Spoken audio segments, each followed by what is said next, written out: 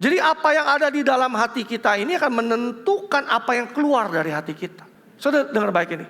Kita nggak bisa mencegah apa yang akan datang dalam hidup kita. Kita nggak bisa mencegah apa yang akan datang akan masuk ke dalam hati kita. Tapi kita bisa mencegah supaya itu nggak bisa masuk dalam hati kita. Dan kita bisa mencegah apa respon kita terhadap apa yang datang dalam hidup kita. Kalau kita punya respon yang salah terhadap apa yang akan datang dalam hidup kita, dan kita nggak bisa jaga hati kita, itu akan mencemari hati kita. Hati yang murni bisa membuat kita melihat masa depan kita lebih clear.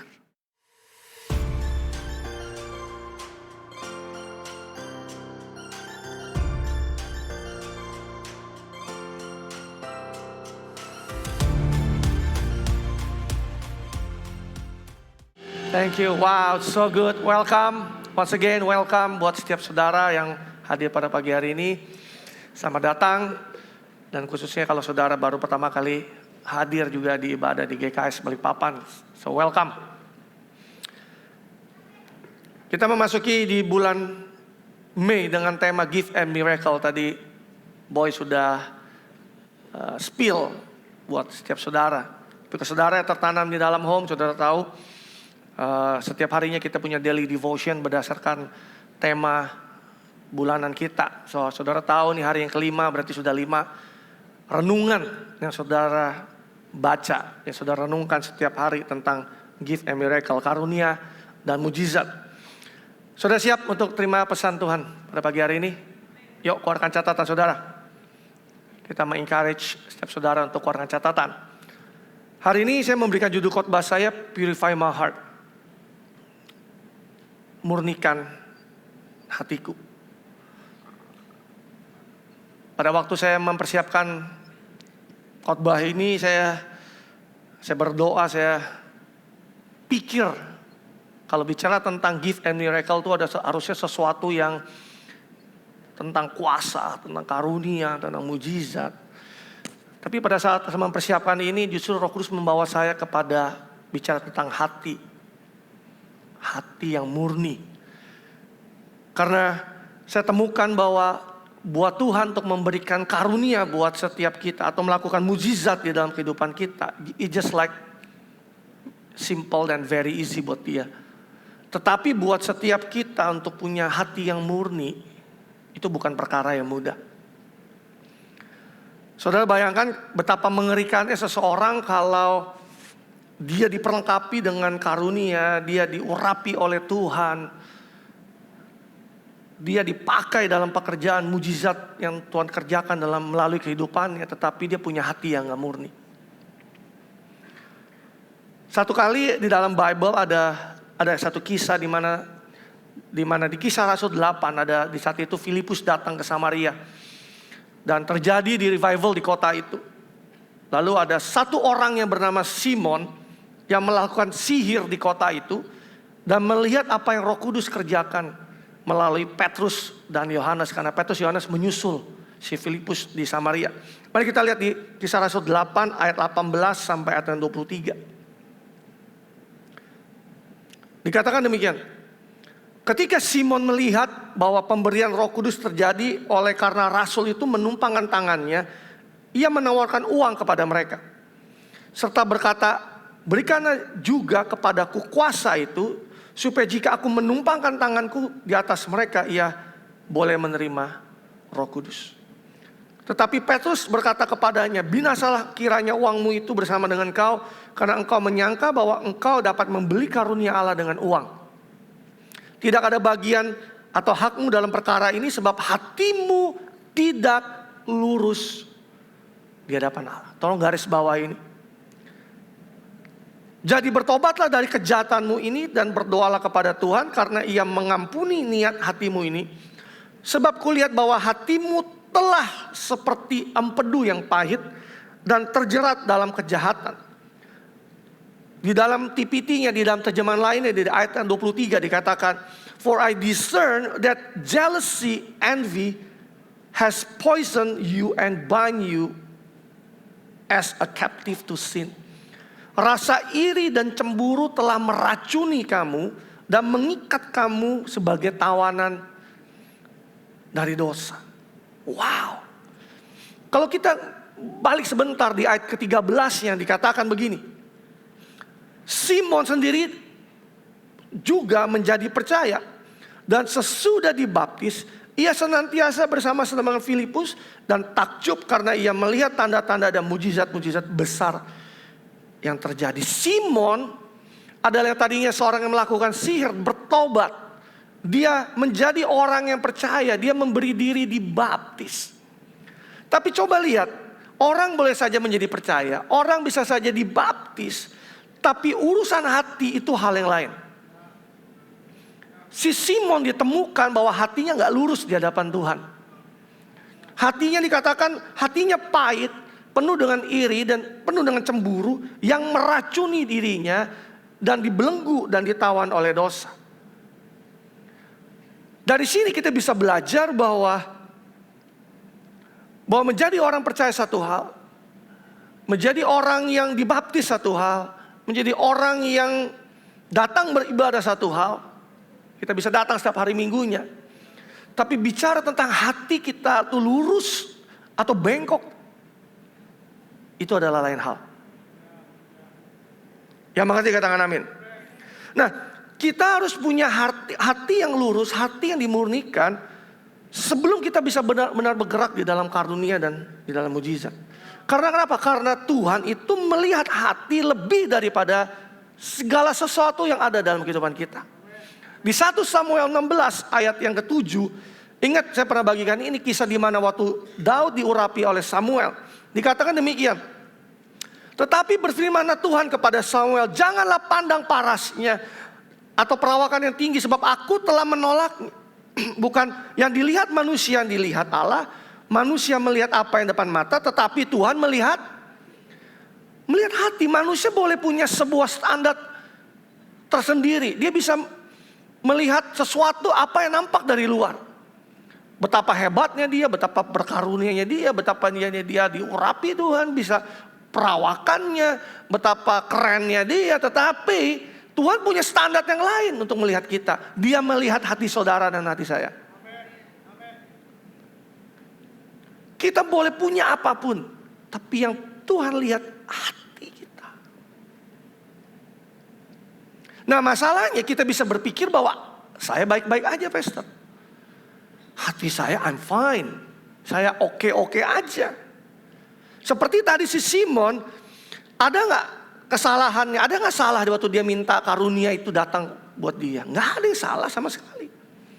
Ada gak salah ketika dia pengen, wah lihat ya, aku lihat si Petrus sama Yohanes dipakai tuh numpang tangan orang penuh dengan Roh Kudus. Aku mau dong melayani seperti dia. Ada yang salah gak dengan hal itu? Gak ada yang salah. Tapi akan menjadi salah ketika datang dengan hati yang bengkok, hati yang gak lurus, hati yang penuh kepahitan, hati yang cemburu, hati yang iri, hati yang penuh dengan kejahatan.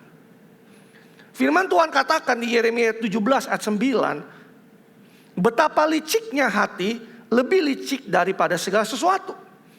Hatinya sudah membatu, siapakah yang dapat mengetahuinya? Firman Tuhan katakan, betapa liciknya hati, lebih licik dari segala sesuatu. Wow. Di dalam NLT yang dikatakan, the human heart is the most deceitful of all things and desperately wicked. Who really knows how bad it is? Hati manusia itu sangat menipu, paling menipu di antara segala sesuatu. Dan sangatlah jahat. Siapa yang benar-benar tahu seberapa buruknya itu. Jadi di dalam diri saudara dan saya, tanpa kita sadari bahwa ada sesuatu yang Alkitab katakan, itu paling menipu dan paling licik dan paling jahat. Wow. Artinya hati itu belum dimurnikan. Dan Allah bekerja melalui iman kita kepada Yesus, bekerja untuk memurnikan hati kita. Karena orang boleh saja dia terima Yesus, orang bisa saja dibaptis, orang saja bisa percaya, orang saja bisa beribadah, tapi hatinya perlu dimurnikan oleh Tuhan. Kisah Rasul 15 ayat yang ke-8 dan 9 dikatakan begini. Dan Allah yang mengenal hati manusia Katakan sama saya, Allah mengenal hati saya. Telah menyatakan kehendaknya untuk menerima mereka, sebab ia mengaruniakan Roh Kudus juga kepada mereka sama seperti kepada kita.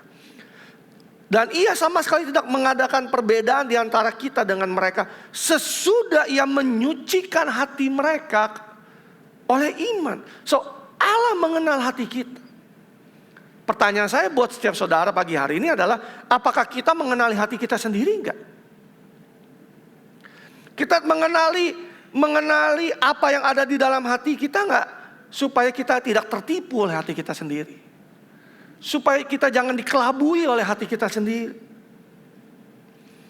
Di ayat ke-9 tadi, di dalam TPT-nya dikatakan, ketika mereka percaya, Allah membuat hati mereka murni dan atau memurnikan hati mereka. Pada saat kita percaya, Allah bekerja untuk memurnikan hati saudara dan saya. To purify our heart.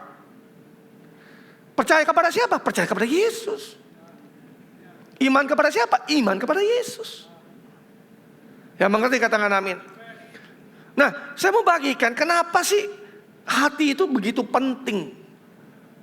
Sangatlah penting dan Tuhan tuh melihat itu di atas segalanya. Karena di dalam hati yang pertama ada kehidupan. Tadi Pastor Andri udah bagikan bahwa jagalah hatimu dengan segala kewaspadaan, karena dari situlah terpancar kehidupan. Firman Tuhan mengatakan bahwa hati kita ini perlu dijagai dengan segala kewaspadaan. Terjemahan lainnya dikatakan, jagalah hatimu di atas segalanya. Kalau kita punya hal-hal penting di dalam kehidupan kita, karena kita punya kecondongan bahwa kita akan menjagai apa yang kita anggap penting dan yang kita anggap itu berharga atau bernilai. Betul apa betul? Kalau itu semakin berharga dan bernilai, maka kita akan menjaganya dengan sungguh-sungguh. Hal paling simpel. Kalau kita barang bawaan kita yang terpenting hari-hari ini kan gadget atau HP. Betul ya? Tas kita mungkin isinya dompet, ada uang, ada kartu kredit, kartu debit, ada kunci mobil atau kunci motor atau kunci rumah. Penting nggak? Penting. Makanya kita jagain terus, betul nggak? Kita kalau kita makan kita taruh kalau bisa kita nggak mau taruh sembarangan, kita taruh di pangkuan kita. Kalau bisa, kalau pada saat kita pergi ke toilet, kita titip sama seseorang, lu tolong jagain. Kenapa? Kita nggak akan taruh itu geletak di atas meja lalu kita tinggalkan itu tanpa pengawasan. Betul Pak? Betul. Karena kenapa? Karena kita anggap itu penting dan kita anggap itu berharga. Jadi kita menjaganya dengan sungguh-sungguh dan berhati-hati. Melenceng sedikit. Kalau saudara menilai, kalau yang menikah, kalau saudara menilai pernikahanmu itu penting dan berharga, saudara pasti akan menjaga pernikahanmu. Kalau saudara menilai bahwa hubungan saudara dengan Tuhan itu sangat penting berharga, saudara akan pasti menjaga hubunganmu dengan Tuhan. Jadi apapun yang dianggap penting dan berharga, saudara akan jagai. Desember kemarin saya ada kesempatan sekeluarga, ada holiday trip, saya pergi ke Europe. Belum pergi, wah, this is my first trip. Wah, banyak masukan, banyak lihat. Nggak tahu somehow kalau kita lagi searching gitu ya, terus munculkan algoritmanya, Reels lah, YouTube Short lah, muncul semua tentang Europe. Jadi ada hal-hal di mana tips-tips menghindari copet, menghindari orang-orang yang mencoba mencuri, mencopet di tengah keramaian. Karena dikatakan banyak kejahatan. Nah, apa yang terpenting buat kita kalau kita keluar negeri? Paspor udah pasti, dompet, tas, gadget itu udah pasti kita jagai. Jadi pada saat saya turun dari mobil dan saya mulai mau masuk ke tempat keramaian, apa yang terjadi? Saya buka jaket saya, jaket winternya saya buka sleting, saya masukin paspor, saya masukin dompet, saya sleting dalam, sleting luar, dan saya tutup rapat dengan saya jalan begini. Kenapa? Karena berharga. Ini artinya namanya apa? Menjaga dengan segala kewaspadaan. Jadi sambil jalan orang lalu lalang, ya udah. Yang penting semuanya yang berharga ada di sini. Diseleting dalam, seleting luar, dijepit pakai tangan. Ayo. Nah, saya firman Tuhan katakan, jagai hatimu lebih daripada itu. Nah, kenapa pada saat Tuhan bilang itu sangat penting, kita nggak punya perspektif yang sama dengan Tuhan bahwa itu tuh penting. Firman Tuhan katakan karena dari situlah terpancar kehidupan. Hati itu seperti sumber mata air. Jadi kalau mata airnya murni, maka keluar airnya itu murni. Tapi kalau sebaliknya, kalau sumber airnya tercemar, maka air yang keluar dari situ pun tercemar. Di minggu lalu di BSB ada salah satu sumur yang bermasalah. Jadi entah kenapa sumur itu kan sumur deep well, dindingnya tuh runtuh. Runtuh jadi lumpur tuh masuk di situ. Dan apa yang terjadi dari salah satu sumur itu yang runtuh itu, keluarlah air yang bercampur dengan lumpur. Kotor semua. Wah. Akhirnya kita matikan pompanya, lalu kita mulai perbaiki sumurnya. Biasa airnya bersih, jernih. Tapi kali ini karena bercampur dengan lumpur, yang keluar lumpur. You get the point? Kalau hati kita nggak kita murnikan, penuh dengan lumpur, yang keluar dari hidup kita lumpur. You get the point? Kalau orang nggak ngerti ini, nggak menjagai hatinya dengan baik, maka dia akan mudah tercemar dari sesuatu yang adanya dari luar. Yang mengerti katakan amin. Padahal ini adalah sesuatu yang sangat penting. Bukan barang murahan, bukan barang obralan. Makanya saya suka heran, ini tips lagi buat saudara yang single. Makanya saya suka heran kalau ada cowok yang dengan begitu mudahnya membuka hatinya untuk seorang wanita yang baru saja dia kenal, dia belum tahu orangnya seperti apa. Atau kebalikannya seorang wanita yang baru di WA, "Hey, apa kabar?" Boleh gak kenalan? Udah berbunga-bunga. Lalu dibuka hatinya selebar-lebarnya. Padahal dia gak tahu siapa yang masuk. Hantu, serigala, setan masuk dalam hatinya. Ketika itu dicemari hatinya, terlukalah saudara. Yang mengerti katakan amin. Padahal Tuhan bilang udah sangat penting jadi dijagai dengan betul. Tapi kita udah, this me. Saya berdoa saudara yang nangkep pesan ini, saudara jaga hati saudara dengan segala kewaspadaan. Makanya gak heran hatimu gampang kecewa, gampang terluka. Seluruh hidup lu jadi penuh dengan kekecewaan dan penuh luka. Saudara pernah ketemu gak orang yang hatinya penuh luka dan kekecewaan? Seluruh hidupnya penuh dengan kekecewaan dan penuh dengan luka. Setiap perkataan yang keluar dari mulutnya, kata-kata kekecewaan, kata-kata yang datang dari lukanya. Di dalam bahasa Indonesia masih kini katakan, jagalah hatimu baik-baik sebab hatimu menentukan jalan hidupmu. Wow. Hati kita menentukan jalan hidup kita. Kualitas hidup kita ditentukan dari kualitas hati yang kita miliki. Kalau hati kita benar, maka kualitas hidup kita akan benar. Tapi kalau hati kita buruk kualitasnya, maka buruk pula kualitas hidup kita. Yang mengerti katakan amin. Yang kedua, di dalam hati itu ada motif. Amsal 16 ayat yang kedua dikatakan, segala jalan orang adalah bersih menurut pandangannya sendiri, tetapi Tuhanlah yang menguji hati. Dalam NLT kita dikatakan, people may be pure in their own eyes, but the Lord examines their motive. Artinya bahwa orang tuh bisa menjadi murni menurut dirinya sendiri, tetapi Tuhan yang menguji hati. Orang bisa membodohi orang lain dan membodohi diri sendiri tentang motifnya, tapi kita nggak bisa bodohi Tuhan. Orang bisa aja berpura-pura melakukan sesuatu untuk Tuhan demi kepentingan orang lain, seperti melayani contohnya. Tapi pada kenyataannya justru dia sedang melayani kepentingan sendiri dan sedang melayani kenyamanannya sendiri. Orang bisa saja menutupi motifnya dengan banyak hal. Tapi Tuhan yang hidup itulah yang menguji motif dalam hatimu.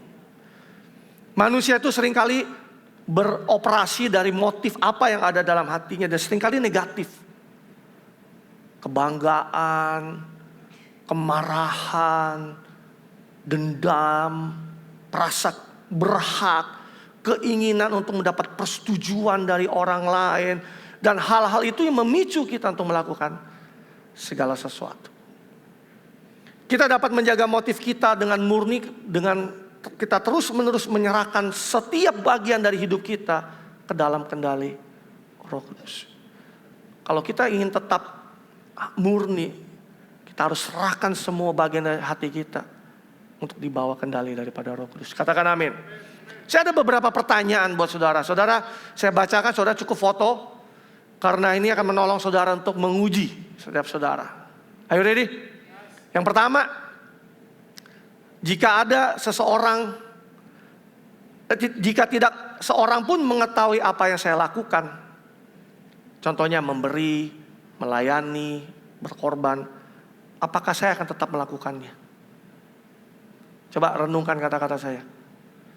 Kalau saya nggak ada seorang pun yang tahu nih, saya melayani, saya memberi, saya berkorban, saya mau tetap melakukannya apa enggak? Yang kedua, jika tidak ada apresiasi, tidak ada imbalan, tidak ada reward, tidak ada kredit, tidak ada benefit dari tindakan saudara, apakah saya tetap akan melakukannya? Renungan baik-baik. Yang ketiga, akankah saya senang hati mengambil posisi yang lebih rendah jika Tuhan meminta sama saya? Kalau Tuhan bilang, you stay di situ, apakah kita tetap akan melakukannya? Yang keempat, apakah saya melakukan ini demi pujian orang atau perasaan saya atau untuk Tuhan? Jadi kalau saudara lakukan sesuatu, saudara uji diri saudara, ini buat pujian orang lain, supaya saya dipuji-puji oleh orang lain, apa supaya saya merasakan I feel good atau untuk Tuhan? Yang kelima, jika saya harus menderita karena meneruskan panggilan Tuhan, apakah saya akan meneruskannya? You have to check our heart. Kalau saya harus lebih menderita karena meneruskan panggilan Tuhan, apakah saya harus melakukannya? Akan terus melakukan. Yang keenam, jika orang lain salah memahami dan mengkritik tindakan saya, apakah saya akan berhenti? Kalau saudara-saudara disalah pahami karena saudara melakukan yang baik, saudara mau terus atau saudara mau stop? Yang ketujuh, jika orang yang saya layani tidak pernah menunjukkan rasa terima kasih atau membalas saya dengan cara apapun, apakah saya tetap akan melakukannya? Kalau saudara melayani orang dan orang itu nggak ada perubahan, orang itu nggak ada rasa thank you-nya, nggak ada ngomong terima kasihnya, nggak ada cara membalasnya, apakah saudara akan keep serving? Yang kedelapan, yang terakhir, apakah saya menilai keberhasilan atau kegagalan saya berdasarkan kesetiaan saya terhadap perintah Tuhan? Atau justru bagaimana saya membandingkan diri dengan orang lain? Keberhasilan saudara bandingkan dengan orang lain. Kesalahan kegagalan saudara bandingkan orang lain. Atau saudara lakukan itu karena saudara taat dan setia sama Tuhan. It's a question buat saudara yang saudara boleh renungkan, pulang, baca lagi, ulang lagi. Dan ingat-ingat terus pada saat saudara melakukannya. Apakah saya melakukan ini murni karena datang dari hati untuk Tuhan? Atau sebenarnya buat diri kita sendiri? Yang ketiga, pikiran. Di Matius 7 ayat 20 sampai ayat 23 dikatakan begini. Katanya lagi, apa yang keluar dari seseorang itulah yang menajiskannya. Sebab dari hati orang timbul segala pikiran jahat, percabulan, pencurian, pembunuhan, perzinahan, keserakahan, kejahatan, kelicikan, hawa nafsu, iri hati, hujat, kesombongan, kebebalan. Semua hal-hal jahat ini timbul dari dalam dan menajiskan orang, mencemarkan orang. Jadi apa yang ada di dalam hati kita ini akan menentukan apa yang keluar dari hati kita. Saudara dengar baik ini. Kita nggak bisa mencegah apa yang akan datang dalam hidup kita. Kita nggak bisa mencegah apa yang akan datang akan masuk ke dalam hati kita. Tapi kita bisa mencegah supaya itu nggak bisa masuk dalam hati kita. Dan kita bisa mencegah apa respon kita terhadap apa yang datang dalam hidup kita. Ya kita poin. Setiap hari belakangan ini mulai turun hujan di Balikpapan. Hari ini hujan, subuh hujan, pagi. Kita nggak bisa menentukan bahwa kapan dia hujan, kapan dia nggak hujan. Tapi kita bisa menentukan kita mau jadi kebasahan atau enggak. You get the point? Kita bisa menentukan respon kita terhadap hujan yang datang atau enggak. Kalau kita punya respon yang salah terhadap apa yang akan datang dari hidup kita dan kita nggak bisa jaga hati kita, itu akan mencemari hati kita. The good, the bad, and the ugly itu bisa datang kapan saja, di mana saja, oleh siapa saja, melalui siapa, bagaimana caranya. Tetapi respon hati kita itu yang menentukan apakah itu akan masuk menjadi sampah atau tidak. Di rumah saudara, kalau saudara punya sampah, apa yang saudara lakukan? Buang ya. Pasti buang. Karena sampah kalau nggak dibuang lama-lama apa? Bau, busuk. Bau itu timbul dari proses pembusukan yang mulai terjadi. Kalau saudara punya makanan yang udah nggak dimakan, apa yang terjadi? Basi. Mulai bau. Lama-lama rusak, mulai berjamur, mulai membusuk dan sebagainya. Saudara mau simpan apa saudara buang? Saudara buang. Semua yang gak penting, semua yang gak perlu, semua yang rusak, semua yang busuk harus dibuang. Katakan dibuang. Tapi kenyataannya enggak loh. Di dalam kehidupan sehari-hari, kehidupan kita, masih banyak sampah yang disimpan dalam hati manusia. Kita begitu cerdas kalau kita bicara soal makanan, udah gak dipakai, udah busuk. Contohnya paling gampang, saya orang yang gemar makan roti. Roti tiba waktunya dia mulai berjamur kalau udah mulai expired. Kalau kita diemin lama-lama mulai pembusukan terjadi. Dengan sadar kita begitu roti ini udah berjamur, kita langsung buang. Betul nggak? Dengan cerdasnya kita langsung segera lakukan itu. Tapi pertanyaan saya kalau bicara soal hati, masih banyak sampah dalam hati kita. Yang kita biarkan bercokol di dalam. Kalau saudara simpan itu, kalau tadi saya katakan makanan yang busuk, yang sudah mulai berjamur, makanan sudah mulai basi, sudah mulai bau, apa yang akan datang di situ? Semut, kecoa, tikus, lalat. Betul apa betul? Saya belajar dari mentor saya soal ini. Belatung mungkin bisa timbul di situ. Dan ajaibnya, mereka datang nggak pakai diundang. Anda nggak perlu pakai invitation tertentu. Silahkan datang, nggak. Saudara simpan aja yang busuk, simpan aja sampah. Nggak lama itu mereka datang sendiri tanpa diundang. Betul apa betul? Demikian hidup kita. Kalau hati kita penuh dengan sampah, jangan heran yang gak diundang datang. Kayaknya gak ngerti nih. Itu bisa datang dalam bentuk apa? Gangguan kesehatan mental.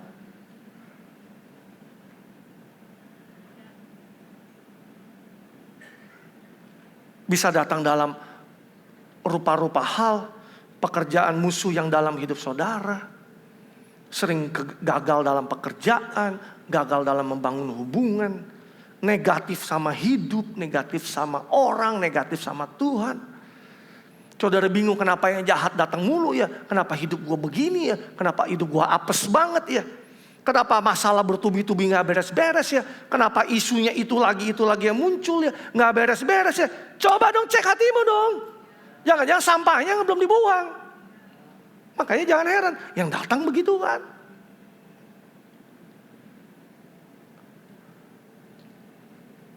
Segala pikiran yang jahat, percabulan, pencurian, pembunuhan, perzinahan, perserakahan, kejahatan, kelicikan, hawa nafsu, iri, jahat, hujat, kesombongan, kebebaran. Panjang banget daftarnya. Itu sampai harus dibuang. Dan izinkan Tuhan murnikan itu. Kekecewaan, amarah, marah, kepahitan, sulit mengampuni, kejahatan, perbuatan dosa, kebiasaan dosa. Ya jangan disimpan dong, buang.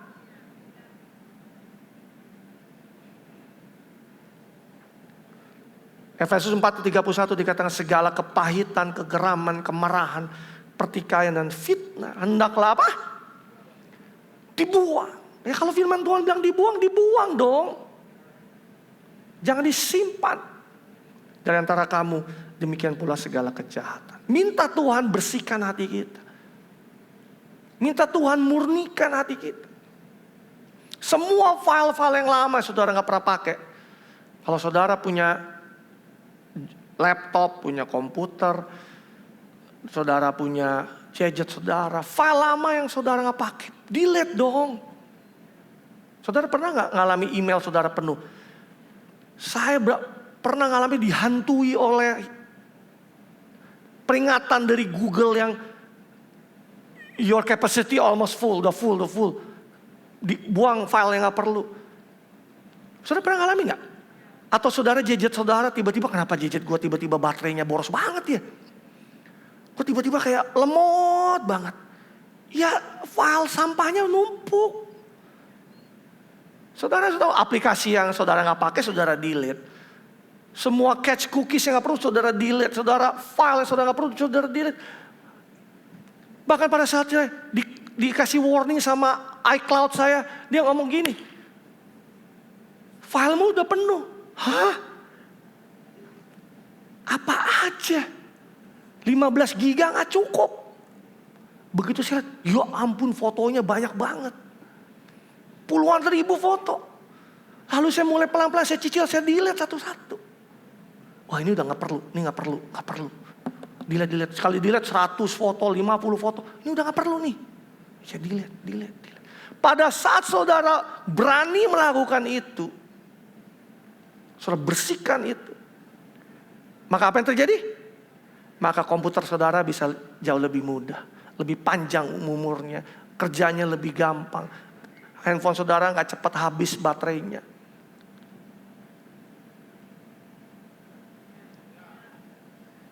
Kenapa kadang-kadang ada anak Tuhan yang baterainya cepat habis? Sampahnya belum dibuang. Kenapa hari ini baru ke gereja ngecas, tapi baru beberapa hari, aduh Tuhan.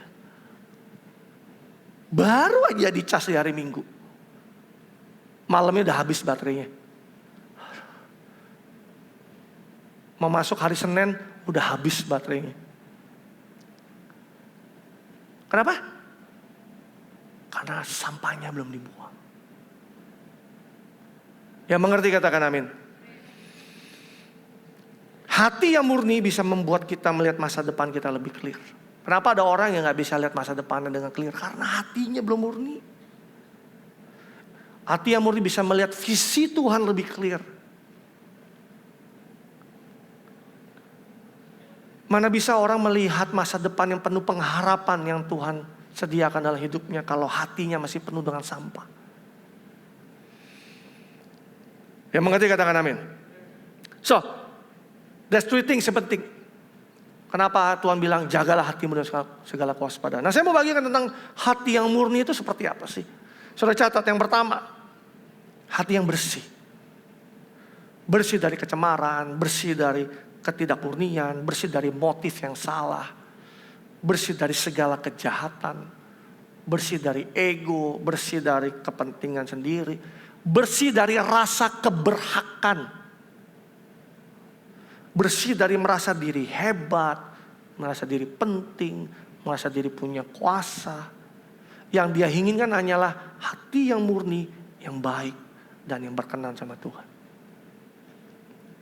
Hati yang selalu ingin menyenangkan hati Tuhan. Kita tuh harus punya mindset ya sebagai anak-anak Tuhan. Kita tahu gak ada satu perbuatan baik kita yang bisa membuat dia bertambah kasihnya sama kita. We know that. Tapi kita harus tahu bahwa Tuhan telah taruh itu dan Tuhan bekerja dalam hidup kita supaya hati kita bisa mengenali Dia dan kita bisa menyenangkan hati Tuhan. Kita bisa mempunyai pilihan-pilihan. Pilihan hidup saya ini menyenangkan Tuhan apa enggak? Atau menyenangkan diri sendiri atau orang lain. So bersih, katakan bersih. So bersih dari sampah-sampah itu. Yang kedua, hati yang melekat dengan Tuhan. Kita harus punya hati yang punya rasa haus dan lapar sama Tuhan. Yang punya kerinduan sama Tuhan. Maka Daud dikatakan oleh Tuhan adalah a man after my own heart. Daud adalah orang yang mengejar hati Tuhan. Dia mengasihi dan menghargai hal seperti Tuhan. Daud mencari Tuhan dalam segala keadaan. Dia gak mencoba untuk menyelesaikan masalahnya sendiri tanpa petunjuk Tuhan. Hati yang murni itu hati yang berserah penuh sama Tuhan. Murni bergantung sama Tuhan. Murni dari kebergantungan terhadap kekuatan kita sendiri. That's a pure heart. Yang ketiga, hati yang lembut. Hati yang lembut itu hati yang mudah dibentuk. Kalau lembut itu bukan kayak lemah lembut sama lemah gemulai itu beda ya. Coba ngomong gini, beda loh. Tuhan suruh kita lemah lembut bukan lemah gemulai. Lemah lembut itu artinya hati kita tuh mudah dibentuk, mudah diajar, mudah belajar, punya kerendahan hati. Mau terbuka terhadap teguran, nasihat, koreksi. Daud berbuat salah satu kali dengan Batsheba. Nabi Nathan menegur dia. Sebagai raja ditegur, apa yang dia lakukan? Penggal Nathan? Enggak. Dia datang sama Tuhan, dia minta ampun, dia bertobat, dia berbalik dari segala kejahatannya. Itu hati yang lembut. Jika kita melakukan kesalahan, orang yang murni hatinya, dia akan segera datang sama Tuhan dan minta pengampunan sama Tuhan. Hati yang lembut adalah hati yang mau mendengarkan. Kalau saudara punya hati yang lembut, you will listen. Saudara akan mendengarkan. Bukan kerasan hati, bukannya berontak, bukan bangun alasan, bukan bangun argumen. Tapi saudara punya hati yang mau mendengarkan. Katakan amin. Hati yang keras adalah hati yang kehilangan kemampuan untuk mendengarkan. Kalau seseorang punya hati yang keras, berarti dia sudah kehilangan kemampuan untuk mendengarkan.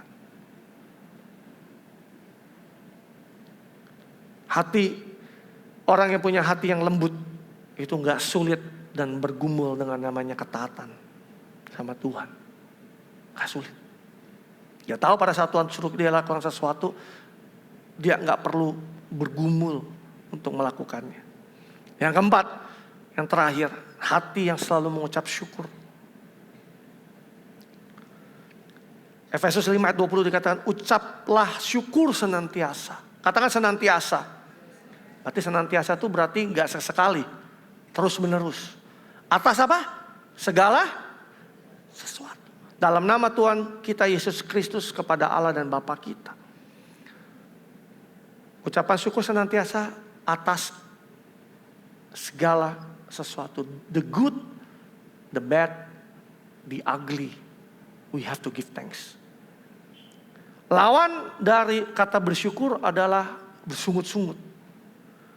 Orang yang punya hatinya bersungut-sungut, ngedumel, ngomel, ngeluh, gak pernah puas, gak pernah cukup, merasa cukup.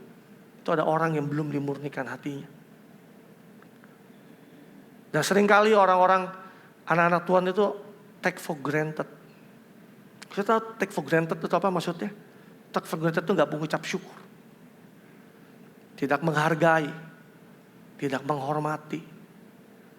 Menganggap sepele. Menganggap remeh.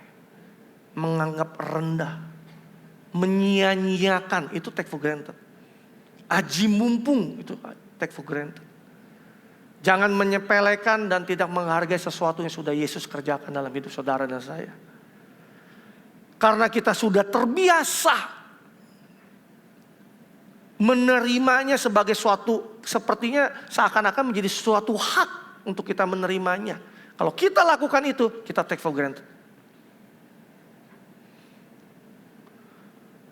Yang mengerti katakan amin. Kalau kita merasa bahwa sepantasnya dan selayaknya saya masih terima itu, padahal gak begitu, itu namanya take for granted.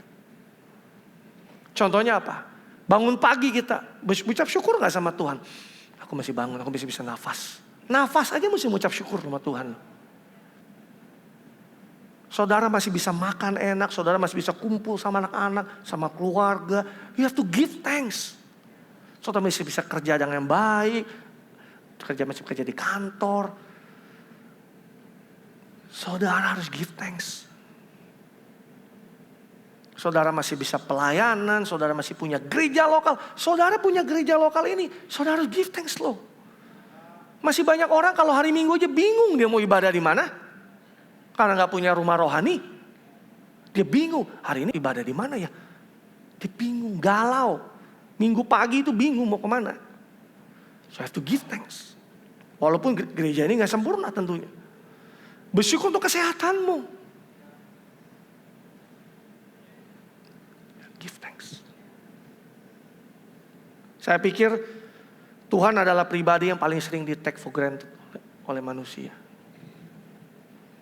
Keselamatan yang dia berikan, pengorbanannya, kebaikannya, kasih karunia-Nya, kemurahannya, sering kali di take for granted oleh anak-anak Tuhan.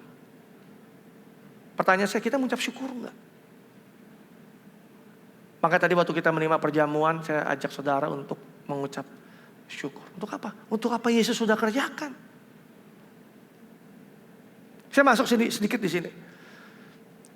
Saudara harus tahu bahwa kasih karunia grace yang Tuhan berikan kepada kita, itu untuk dua hal. Pertama, untuk kehidupan kekal di sorga, yang sering kali disebut-sebut, kita sebut mati masuk sorga, dan kehidupan kita di bumi. Jangan sampai kita hanya menikmati sebagian. Ketika kita sudah dipanggil oleh Tuhan, kita menerima sorga, tetapi justru kita kehilangan rencana terbaik Tuhan ketika kita hidup di bumi ini. Saudara bisa ikuti saya? You get the point? Jadi grace itu bukan soal kita hanya mati masuk sorga. Diselamatkan oleh karena iman, oleh karena penebusan Yesus. Dosa kita diampuni, dosa kita ditebus. Yes, that's grace. Tapi grace juga untuk bagaimana kita bisa hidup di dalam bumi ini. Selama kita hidup di bumi ini. You get the point? This is two things. Satu bicara tentang apa yang akan di sorga, saudara tanya apa yang di bumi. Kalau kita hidup kita sembrono di bumi ini, maka kita akan mengalami konsekuensinya dari apa yang kita lakukan, dari kesembronoan kita. Dari setiap tindakan kita. Paling mudah terlihat apa? Kerohanian kita yang gak bertumbuh. Kita kehilangan rencana yang terbaik dari Tuhan. Tuhan gak bisa pakai hidup kita sesuai dengan rencananya. Hidup kita gak jadi berkat, tapi jadi sandungan buat orang. Keserupaan Yesus gak terlihat dalam hidup kita. Bukan Tuhan yang gak mau, tapi keputusan kita lah yang salah. Kenapa keputusan kita salah? Karena hati kita gak murni. Hidup yang ugal-ugalan. You get the point? Kan ada grace, tapi hidupmu ugal-ugalan. Dugem jalan terus, mabuk jalan terus, zina jalan terus, dosa jalan terus. Kan ada kasih karunia. Error. Kan gak usah gereja lah, gak usah ibadah lah, gak usah doa lah, kan ada kasih karunia. Error.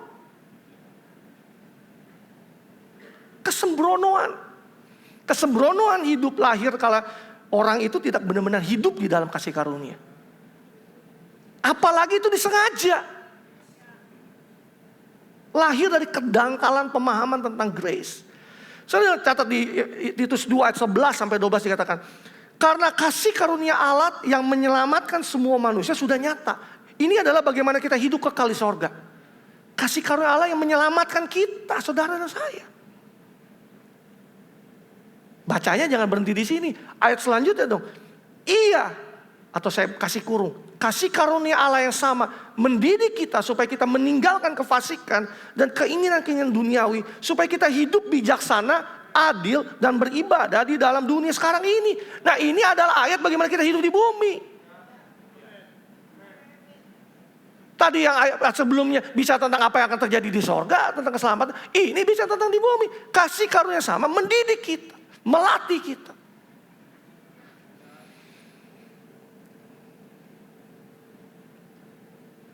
Yang mengerti katakan amin. Di dalam terjemahan lainnya, di dalam TPT dikatakan, the same grace teaches us how to live each day. Jadi kasih karunia sama itu mengajarkan kita untuk hidup bagaimana setiap hari. As turn our backs on ungodliness and indulgent lifestyle. Jadi untuk meninggalkan kefasikan dan gaya hidup yang sesuka sendiri, sebebas-bebas maunya sendiri.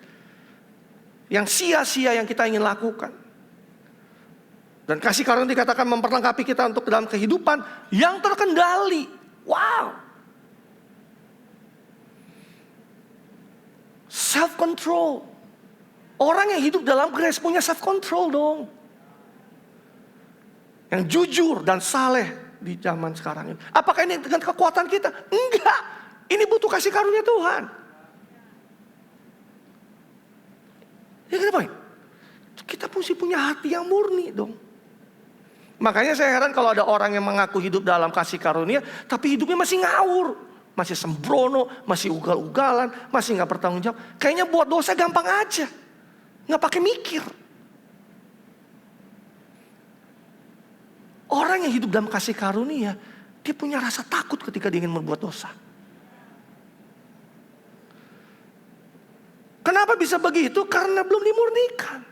Kalau orang bisa berbuat dosa santuy, santuy aja gitu, buat dosa santai aja.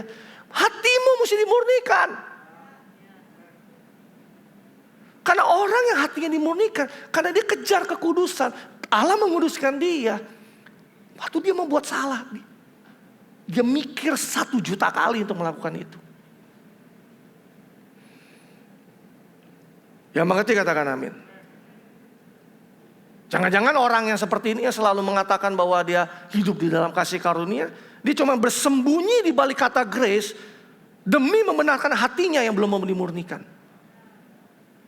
Dia bersembunyi di balik kata grace, nggak mau hatinya dimurnikan oleh Tuhan. Nggak mau dididik, nggak mau diajar oleh kasih karunia yang sama. Nah kalau hidupnya masih begini, dia take for granted untuk apa Yesus sudah kerjakan di atas kayu salib buat kita. Dan saya mau katakan saudara-saudara, banyak orang Kristen paling take for granted sama Tuhan. Saking Tuhan begitu baiknya, saking bermurah hatinya dia, kita tuh take for granted. Saya nggak bilang saudara, saya juga bisa jadi orang yang take for granted. Kalau kita lupa sadar untuk apa yang dia sudah kerjakan buat hidup kita. Kalau kita punya hati yang murni, kita pasti benci dosa.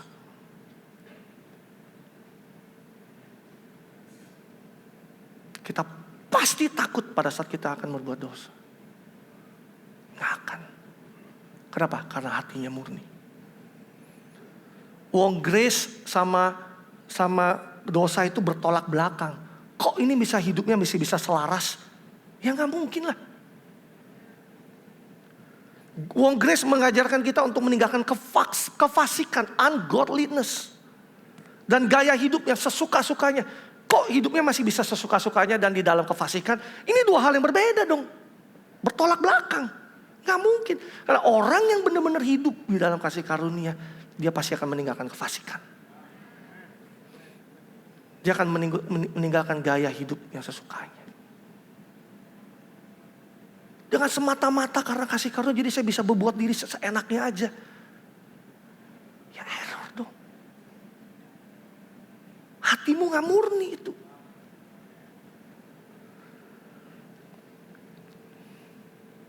Kalau kita mau punya hati yang murni, kita harus izinkan kasih karunia Tuhan bekerja dalam hidup kita untuk menguduskan kita.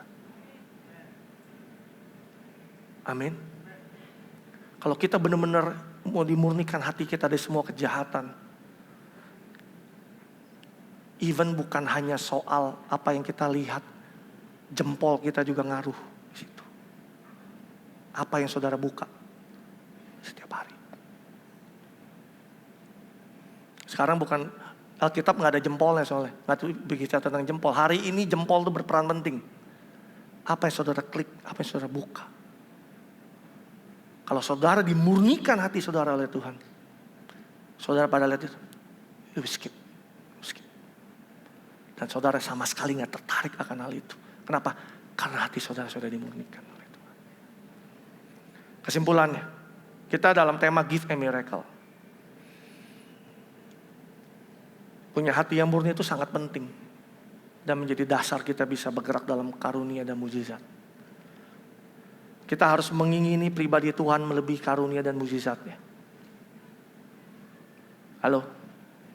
Sekali lagi, kita harus mengingini pribadi Tuhan lebih daripada karunia dan mujizatnya. Banyak orang Kristen senang sama mujizat Tuhan, tapi gak senang dekat sama Tuhannya. Pokoknya kalau bilang mujizat, oh Tuhan, mujizat, Tuhan lakukan mujizat. Senang, sama mujizatnya senang. Tapi sama pribadinya, untuk dekat dan melekat sama dia. Gak semua yang senang. Satu kali Yesus menghardik orang Farisi dan ahli Taurat. Ketika mereka komplain kepada Yesus karena murid-muridnya melanggar adat istiadat nenek moyang mereka ketika mereka gak membasuh tangan sebelum makan. Matius 15 ayat 7 sampai ayat yang ke-9. Dikatakan gini. Hai orang-orang munafik, benarlah nubuatan Yesaya tentang kamu. Bangsa ini memuliakan aku dengan bibirnya, padahal hatinya jauh daripada aku. Percuma mereka beribadah kepada aku, sedangkan ajaran yang mereka ajarkan adalah perintah manusia. Satu kali lagi Tuhan berbicara soal hati. Jangan sampai kita terlihat luar biasa di luar, di gereja, di pelayanan, di ibadah. Mulut kita bisa memuji-muji Tuhan loh. Tapi Tuhan lihat hati kita, dia bilang, nak, hatimu itu sudah jauh daripada aku. Kita bisa tertipu dengan diri kita sendiri loh. Hatimu itu sudah jauh daripada aku.